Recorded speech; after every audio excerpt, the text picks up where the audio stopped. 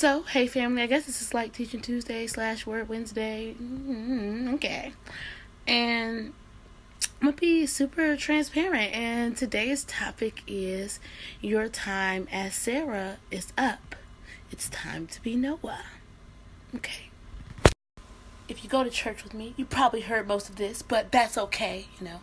I'm a minister in training. It's not something I like to throw out there because I don't have my life together.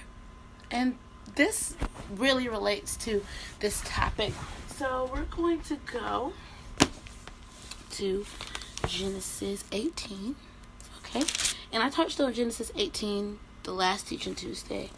Genesis 18 verse 13. Then the Lord said to Abraham, why does Sarah laugh and say, will I have a child now that I am old?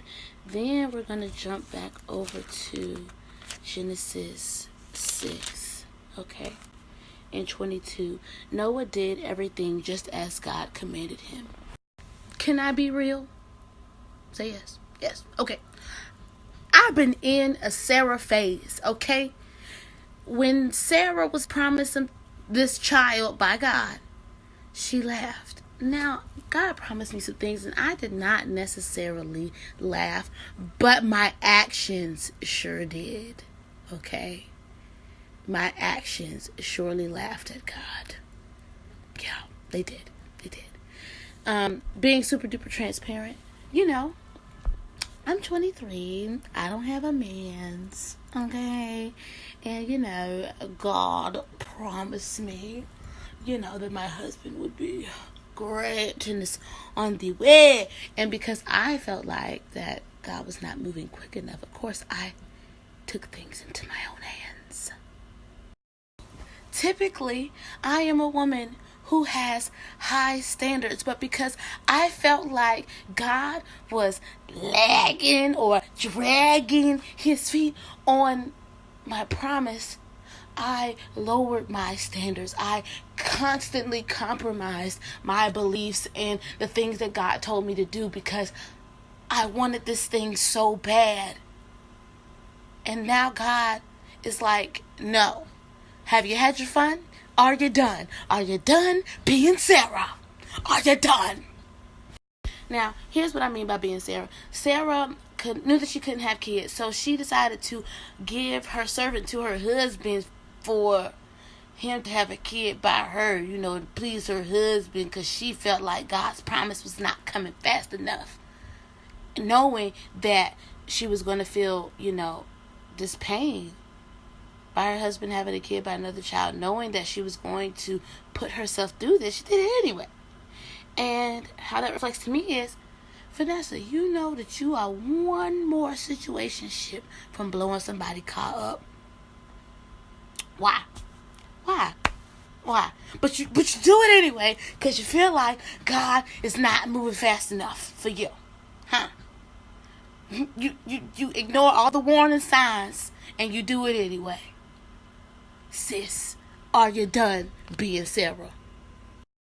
And another lesson that I want you guys to take away from Sarah is there are things that are rocks in your soil or issues of your heart that need to be dealt with because it'll cause you to act out. Sarah was dealing with this rejection of not feeling good enough and not feeling like a woman because she couldn't have kids. So she did a crazy act of pushing her servant to her husband, knowing that it was going to cause her pain.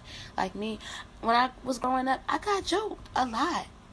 And it's crazy because a lot of the people that think that I'm so pretty now are the same people that joked me as a child. And because of that, I got issues with self-esteem. I had issues with acceptance. So I would give my body away in hopes that a guy would accept me. And if you don't deal with these issues, they'll just keep going and going and going. And no matter how hard you try to hide it. And we call these rocks in our soil because when there's rocks in your soil, your plant won't grow.